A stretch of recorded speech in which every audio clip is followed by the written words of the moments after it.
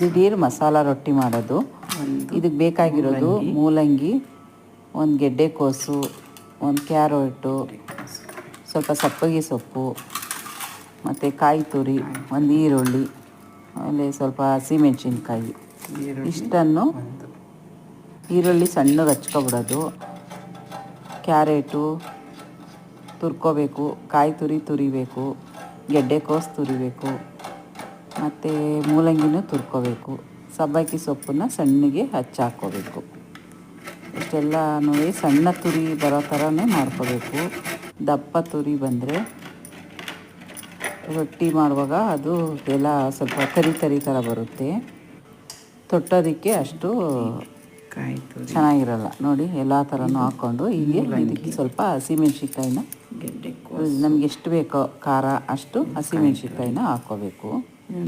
ಹಸಿಮೆಣ್ಸಿನ್ಕಾಯಿ ಹಚ್ಚಿ ಹಾಕ್ಕೊಂಡಿದ್ದೀನಿ ಸಣ್ಣದಾಗಿ. ಇದಕ್ಕೆ ಒಂದು ಕಪ್ಪು, ಒಂದು ಬಟ್ಟಲು ಅಕ್ಕಿ ಹಿಟ್ಟು ಮತ್ತು ಒಂದು ಬಟ್ಲು ರಾಗಿ ಹಿಟ್ಟು ಸ್ವಲ್ಪ ಜಾಸ್ತಿನೇ ಹಾಕ್ಕೊಂಡಿದ್ದೀನಿ ನಾನು. ಮತ್ತು ರುಚಿಗೆ ತಕ್ಕಷ್ಟು ಉಪ್ಪು, ಮತ್ತು ಸ್ವಲ್ಪ ಜೀರಿಗೆ, ಒಂದು ಸ್ವಲ್ಪ ಕಡಲೆಬೇಳೆ, ಇಷ್ಟನ್ನು ಮಿಕ್ಸ್ ಮಾಡ್ಕೊಂಬಿಡೋದು. ಅದರಲ್ಲೇ ತೇವಾಂಶ ಇರೋದ್ರಿಂದ ನೀರು ಹೆಚ್ಚಿಗೆ ಬೇಕಾಗಲ್ಲ. ನೋಡಿಕೊಂಡು ಸ್ವಲ್ಪ ನೀರು ಹಾಕ್ಕೊಂಡು ಇದಕ್ಕೆ ಕಲಿಸ್ಕೋಬೇಕು. ಈ ರೀತಿ ಕಲಿಸ್ಕೊಂಡು ಎಲ್ಲ ಸ್ವಲ್ಪ ನೀರು ಹಾಕ್ಕೊಂಡು ಗಟ್ಟಿಗೆ ಕಲಿಸ್ಕೋಬೇಕು.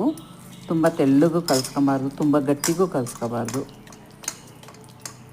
ಹೆಂಚಿನ ಮೇಲೆ ತಟ್ಟ ಥರ ಇರಬೇಕು. ಇದಕ್ಕೆ ಎಣ್ಣೆ ಹಾಕಿ ಒಲೆ ಮೇಲೆ ಕಾಯಕ್ಕಿಟ್ಟಿದ್ದೀನಿ ಹೆಂಚು. ಇದ್ರ ಮೇಲೆ ನೋಡಿ ಈ ರೀತಿ ಕ್ಲೀನಾಗಿ ಹಿಂಗೆ ತಟ್ಕೊಂಡೆ.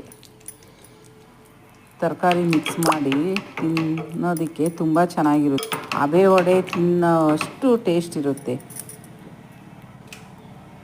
ಇದಕ್ಕೆ ಬೇಕಾದರೆ ನಾವು ನುಗ್ಗೆ ಸೊಪ್ಪು ಆ್ಯಡ್ ಮಾಡ್ಕೊಬೋದು, ಮೆಂತ್ಯ ಸೊಪ್ಪು ಆ್ಯಡ್ ಮಾಡ್ಬೋದು. ತುಂಬ ಚೆನ್ನಾಗಿರುತ್ತೆ. ಕಾಯಿ ತುರಿ ಮಾಡೋದಕ್ಕಿಂತ ಸಣ್ಣ ಪೀಸಾಗಿ ಹೆಚ್ಚಾಕಿದ್ರೆ ಇನ್ನೂ ಚೆನ್ನಾಗಿರುತ್ತೆ. ನಾವು ಏನು ಹಾಕಿದ್ರೂ ರೊಟ್ಟಿಗೆ ತುಂಬ ಚೆನ್ನಾಗಿರುತ್ತೆ. ಹೆಲ್ದಿಯಾಗಿ ಇರುತ್ತೆ. ಇದಕ್ಕೆ ಚಟ್ನಿ ಬೇಕಾಗಲ್ಲ, ಏನೂ ಬೇಡ. ನೋಡಿ ಸ್ವಲ್ಪ ಎಣ್ಣೆ ಹಾಕ್ಬಿಟ್ಟು ಮುಚ್ಚಿ ಒಂದು 3 ನಿಮಿಷ ಮೀಡಿಯಮ್ ಊರಲ್ಲಿ ಬೇಯಿಸಿ ನಂತರ ತಿರುವು ಹಾಕ್ಕೊಳ್ಳೋದು. ನೆಕ್ಸ್ಟ್ ಇದಕ್ಕೆ ಸ್ವಲ್ಪ ತುಪ್ಪ ಹಾಕ್ಕೊಂಡು ತಿನ್ನೋದು ಸಾಕು. ಚಟ್ನಿನೂ ಬೇಡ, ಏನೂ ಬೇಡ.